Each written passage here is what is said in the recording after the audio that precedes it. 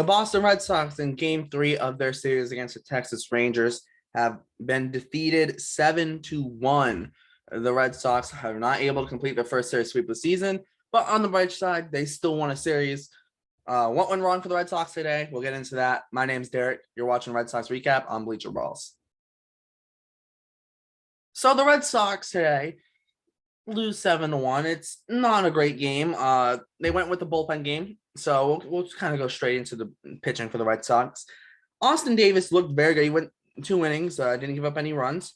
He only walked one person, so pretty good. And then Tanner Houck comes in 3 innings. Yes, he did give up a run, which it's not great, but if you combine Davis and Houck, they went 5 innings, only giving up 1 run. You can take that. You can take that. That's pretty much like one starter going 5 innings, and it's a bullpen game, so you'll take 2 guys going 5 innings, only giving up 1 run.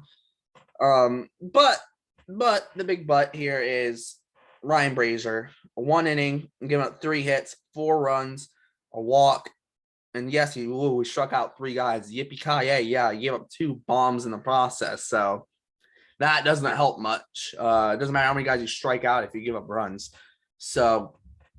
Yeah, Brazier, that's not a good outing from him. And Brazier's been somewhat of a problem for the Red Sox. He has 6.57 ERA so far this year, and it seems like they keep on using him in higher leverage situations, or at least definitely not low leverage situations. And it's like he's not delivering in those situations. Is he okay sometimes? Yeah, but Brazier's never been like amazing. And then obviously once Danish comes in, Danish ended up giving up 2 runs in the 8th inning, but I don't think that's that big of a deal. At that point, it was already 5-1. So that's okay. That's not like the end of the world. But you got to figure out what's going on with Ryan Brazier. This bullpen, and I've sung kind of the bullpen's praises at times this year, but when you got to use guys like Matt Barnes or Ryan Brazier in close games, like I don't like that. I don't like that at all. It's, I just don't like it. But moving to the Rangers things aside before we kind of go to the Red Sox and what their offense did, Martin Perez this year has been very, very good. He's got a 2.01 ERA so far this year, and he continued pitching well for the Rangers today. 6 innings, giving up 5 hits, only 1 run, only walked 2, struck out 7. Very, very good outing for Martin Perez, and it sucks because I wish we would have seen this as with the Red Sox, but with Martin, he has been very, very good this year. He had that he is flirting with that no-hitter against the Astros a few starts ago when Verlander also had like a 1-hitter going. Martin Perez has been very, very good this year, like very good. Like I said, he's got 2.01 ERA after this start, so he's been very good. And then obviously the Rangers bullpen behind him shut it down, didn't give up any runs, but I think that's less the point as much as it is Martin Perez just being very good for the Rangers this year. It seems like he might be maybe he's more comfortable. There's less pressure on him at the Rangers, that's for sure. But that's it's something that he's just been very good this year. But the thing is the Rangers lineup, and I said it in yesterday's game recap after the second game, where it was, yeah, Cole Calhoun's killing us.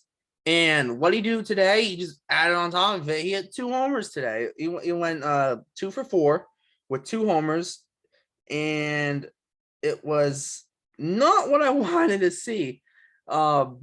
Realistically, I didn't want to see him hit 2 homers. Thank the Lord we won't play the Texans again for a while, but Cole Calhoun just killed us this series. Like, there's no other way to put it. He just absolutely killed us.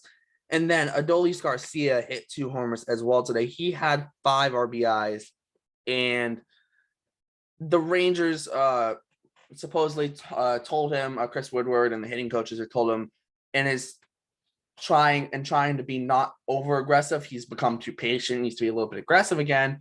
And it seems like that worked today because he hit 2 bombs. So, good on the Rangers for maybe getting him fixed out, because he's a big piece of that of them now and for the future. Marcus Semion's still struggling a little bit. He's down to 157. That does, as a baseball fan, I just see him hitting that bad so far, because I do really like Marcus Semien, and I think that's very. It sucks as a baseball fan in general to see him not playing well, because he is very talented. But yeah, the Rangers just it's almost more of a two-man effort more than anything today. That the Rangers had 7 RBIs, all 7 of them came from Adolis Garcia and Cole Calhoun. The Rangers had 6 hits, 4 of them coming from Adolis Garcia and Cole Calhoun, and all 4 of those were home runs. The rest of the hits, Semyon had a double and Corey Seager had a single. That's it. That's all. That was all their hits. The Rangers offense, besides Calhoun and Adolis Garcia, basically did nothing. They basically did nothing. So it's not what you want to see from the Red Sox. That's not what you want to see from the Red Sox pitching wise, when you just pretty much had 2 guys beat you.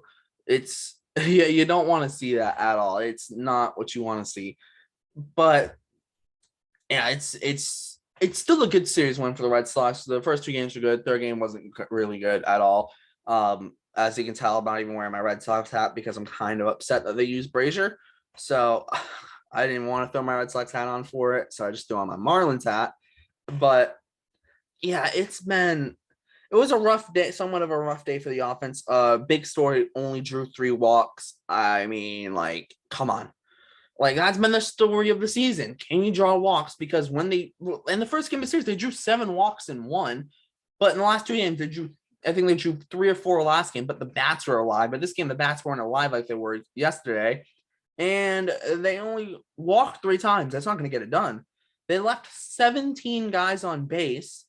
And with the runners in scoring position, went 1 for 9.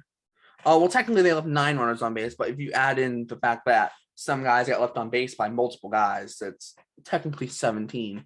When you look at the lineup, if you look at the box score on MLB.com, this lineup it does feel somewhat streaky. I didn't like playing Arroyo today. I didn't like playing Dahlbeck today. I know Dahlbeck had a hit, but like Whip D, he had a hit. Like, okay, that still doesn't help much. I understand Plawecki catching, but I still would have preferred to see Franchi Cordero and Jacob Riley Jr. in the line, even though there was a lefty on the mound. Because yesterday they both had 2 hits, and Franchi also drew a walk and hit the ball over 100 miles per hour all 4 times up. And Jacob Riley Jr. had 2 hits and a sacrifice bunt. Very important. So I do think that's something that needs to be looked at. Because can you still play these guys against lefties? Because realistically, I thought you could have today, at least against Martin Perez. I really thought you could have. And the lineup as a whole, I mean, they had 7 hits. 3 of them were from Devers. That's not going to cut it. You take out Devers, the whole lineup has the other 8 guys, well, technically 9 if you include Franchi Cordero pinch hitting. They only had 4 hits the whole game. Now, the Red Sox had 1 more hit than the Rangers. Cool, but the Rangers, 4 of their hits were home runs. The Red Sox had literally their only extra base hit was 2 doubles from Devers. Like, that's not going to do much, especially when you're not really getting much behind them. The Red Sox had 1 run. Guess who that 1 run was driven in by? Rafael Devers. This offense can't just live and die on 1 person. I'm not just saying Devers. It's because we've seen games this year where 1 person hits well, but the rest of the lineup doesn't hit. You're not going to win games like that. The Rangers only had 2 guys today, but they had 2's better than 1. And they hit 2 of those 2 guys hit 4 home runs. The Red Sox have 1 guy hit 2 doubles and a single, and the rest of the lineup literally did nothing. It's not what you want to see from the Red Sox. As it seemed like things maybe were starting to turn around. I still think they are, but this upcoming series with Houston is almost like a nightmare situation. It is the worst time to play Houston, especially with the run Houston's been on lately. The Astros right now are 23-12. They were just on an 11-game winning streak. And then they lost, but then they won again. But then they won another game, so they're 12-1 in their last 13. It's not the time you want to face this Astros team that's absolutely on fire. And then, yes, you luckily get to miss out on Justin Verlander, but you're still going to have to face Jake Odorizzi, Jose Urquidy, and Luis Garcia. That's still 3 pretty good guys. The Red Sox pitching will have Whitlock, Eovaldi, and Nick Pivetta. So it does look good from the Red Sox side of things. But the offense has to play because Houston, their bats will show up to Fenway Park tomorrow, and they'll show up on Tuesday, and they'll show up on Wednesday. The bats will show up for Houston. So the Red Sox got to figure out, can they get this offense clicking against a Houston team that can pitch? They've got to get the offense clicking. And I do think that's the big thing for the Red Sox right now. They got to get this offense clicking because it doesn't matter how good you pitch. Obviously, the pitching wasn't great today besides Brazier, it was all right. But when you look at it, when you look at this lineup, it doesn't matter if you only give up one run if you don't score. If you only give up 2 runs but you only score 1, you still lose. It doesn't matter. The offense has to score for you to win.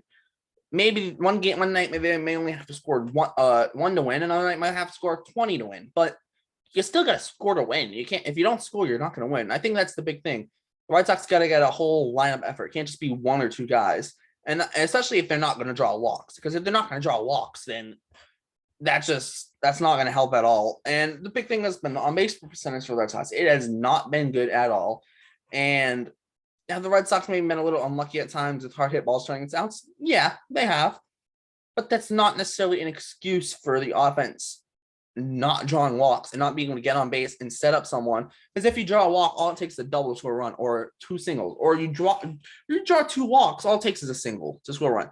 So, or you draw a walk and guy hits a homer instead of it being a solo shot, it's a 2-run shot.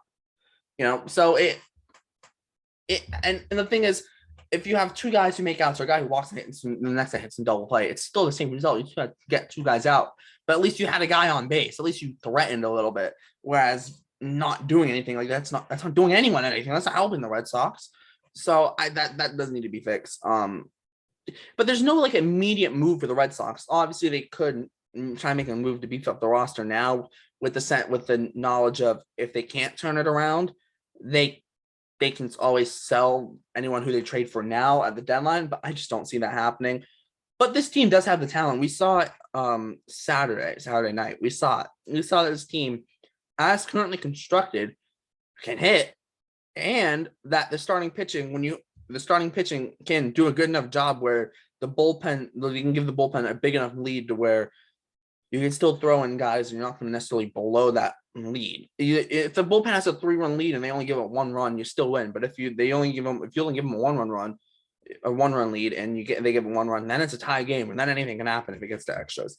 So I do think that is a big takeaway. The offense has to. The offense needs to score, because if they don't score, they're not going to win. And then the Red Sox have to seriously consider selling at the trade deadline if they can't turn it around. Do I think they will? Yes. Maybe I'm optimistic, but I do think they will turn it around. The thing is, will it be too late when they turn it around? That's the question the Red Sox are going to have to answer for themselves. They'll have to answer it. But that's going to wrap it up. Make sure to like, subscribe, hit the notification bell, comment. We'll be active in comments. Share this video. Make sure to look in the description with all our links. The Twitter account for Bleacher Brawls and all the crew, the Bleacher Brawls website. We will be having a Bleacher Brawls podcast coming out soon. It's currently not out now, but it will be coming out. So keep your eyes out for that. Make sure to follow all the Twitters in the description so you can get news on that. We'll be doing a Red Sox Twitter space tomorrow. Technically today when you see this video on Monday, May 16th for the Red Sox game, and that'll be at 6:45. So check all our Twitters. So we'll be doing that live during the game. So make sure to check that out. Make sure to jump in, say hi. Tell us what you think of the videos. If you have any ideas you want us to do, talk to us. We're open to stuff. Make sure to keep on coming here. We're going to be doing these Red Sox game recaps every day. We're going to be having today actually.